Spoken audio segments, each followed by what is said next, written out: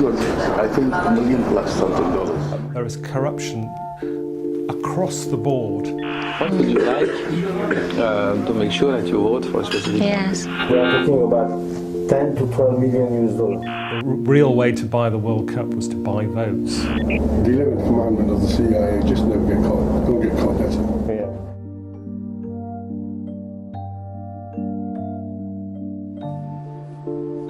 The winner to organize the 2022 World Cup is Qatar. There's been a huge amount of speculation about the activities of the Qatar bid to go around the world buying up support for Qatar's attempts to host the World Cup.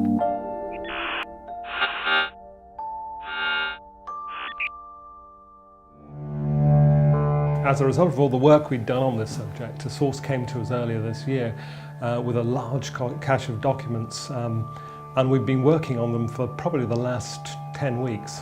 Yeah, it's a big job because there are hundreds of millions of documents in this cache. They require hugely powerful computers offshore to process that amount of data. We're talking about thousands of gigabytes.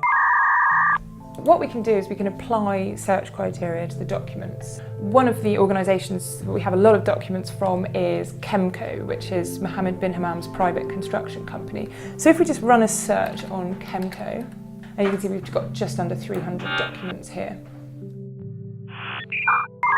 We needed to access these documents remotely because they're extremely sensitive and they contain information which could disclose the identity of the source. The documents had come from a senior FIFA insider who developed concerns about the information that he could see in the large cache of documents that he'd found. The source decided to blow the whistle after becoming concerned about corruption in the Qatar bid.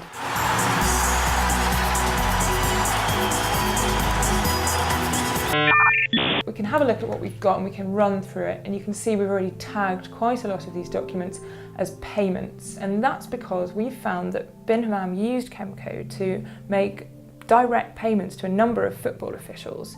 So if we think about someone that we know bin Hammam is quite close to in football, there's a man called Sidi Kinte. He is the president of the Gambian Football Association. And you can see here there's a number of documents which link Chemco to Sidi Kinte. There's a remittance to CDMB Kinte, US dollars 50,000. It was paid on March in 2011, so it's just 3 months after the bid. This is money which is paid directly into his personal bank account. It's not going to his football federation, it's going into his account personally.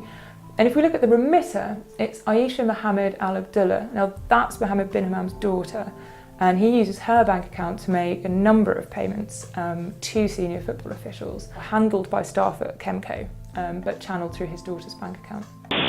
Now the bid have always categorically denied that bin Hammam had any involvement in their World Cup campaign, but these documents now unmask him as the mastermind of an extraordinary campaign in which he went around the world offering payments to senior football officials in exchange for backing his country's bid to host the World Cup. Now FIFA will come under a lot of pressure to rerun the vote for the World Cup, and already a lot of people have been calling for that. The eyes of the world are on FIFA at the moment, and Sepp Blatter is going to be under extraordinary pressure to explain why this sort of corruption was allowed to flourish under his watch. He's already admitted recently that it was a mistake to hand the World Cup to Qatar, but he's now going to be under huge pressure to explain what exactly he's going to do to remedy that mistake in the light of these documents.